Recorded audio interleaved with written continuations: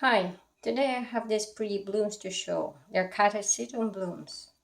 This is Catasetum gladiatorium crossed with barbatum, and I got this plant from Gabriel Carson about a year, maybe less than a year. I think it was in fall when I got it. I got these little two bulbs, a division from her own plant. I think it came originally from Sunset Valley Orchids. And in like 10 months, it grew me this large bulb and it promptly started blooming. Look. And the blooms are so pretty. They're green with some pink in the middle and they have dots all over. And the lip, look how pretty the lip is. There's so many fringes. I think it's awesome. And I grow this plant inside of my tank. It enjoys the warm and humid conditions in the tank, I think. That's why probably it grew so fast and it bloomed. And it's potted into a clay pot with sphagnum moss, just straight sphagnum moss. And I try to keep it from drying out completely. So when it starts approaching drying, I water it. Now these blooms are not only pretty, but they are also fragrant.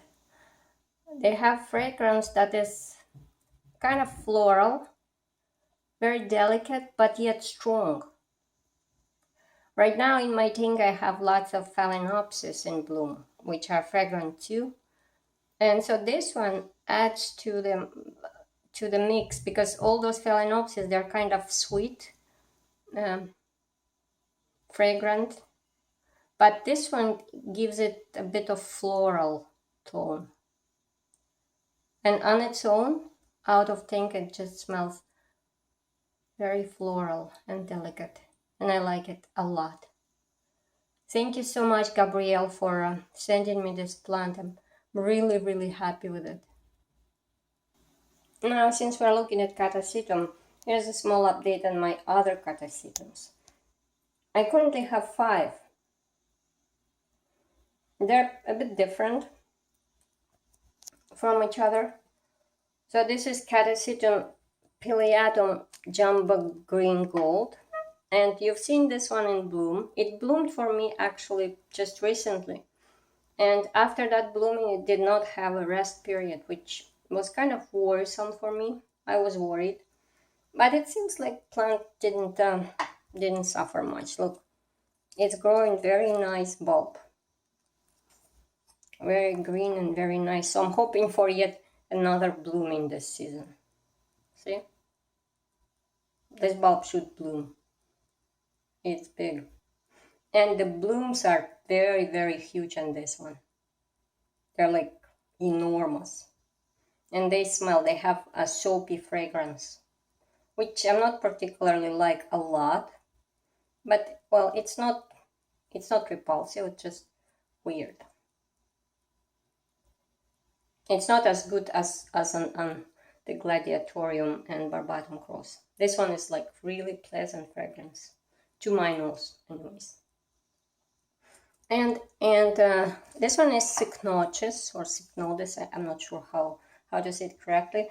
Jamba Mickey. I bought it not long ago, just this season, this spring. I bought it from Tropical Gardens. This bulb was just starting when I got it. And it's progressing well. So this plant I don't grow in a tank just because there is no room. It's kind of huge. And I think when I received it, I put it on this IKEA shelf.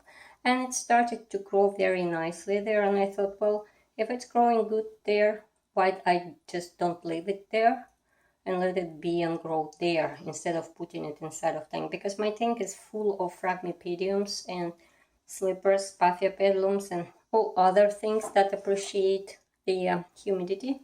So I thought since this one is fine here, so I'll just let it be here. Now this one here is Catasetum saccatum that I just recently got from Aquaflora. And the problem with this is that as soon as I got it, I put it inside of tank and this bulb here started to rot. See, there is rot all over it, there, and from all sides. So I took it out of the tank, I took it out of the moss, and for 2 weeks it was just lying down on a paper towel on my couch here in orchid room. And I put cinnamon all over this bulb that started to rot, and it actually dried out. I think the rot stopped for the time being, at least. So I potted it up again and put it here on IKEA shelf. I don't dare to put it in a tank right now because like it might be beneficial for some plants, but in these cases it might be fatal. If something starts to rot there, it's humid. It takes no time to just kill the plant. So now I just hope that this little growth grows fast enough to create its own roots. If the rot starts to progress again on that large bulb, then I will just cut the little growth and will hope that it'll survive. But so far it's doing good, I think. I think just, you see the base? I think the little roots just starting to poke out. And that rot there, all in cinnamon, it's just like a bomb that's ready to explode anytime. And I'm very careful with watering this, trying to keep it all dry around that rotting part. So that's Catasetum saccatum. Hopefully it'll survive. And the last one here is Catasetum tenebrosum, the cursed species that I could never get. I was trying to buy it many times. One time I got mislabeled. It was Catasetum orchid glade that you've seen it blooming here, but I lost it to rot. And then another time I ordered, but order was canceled because show was canceled because of COVID. Then finally I got it from Tropical Gardens, this plant, and it got into that shipment that was delayed over 2 weeks. And it had this little growth here that totally rotted during that long shipment for some reason. So I was really upset. I thought, what a cursed species, I'm never gonna get it.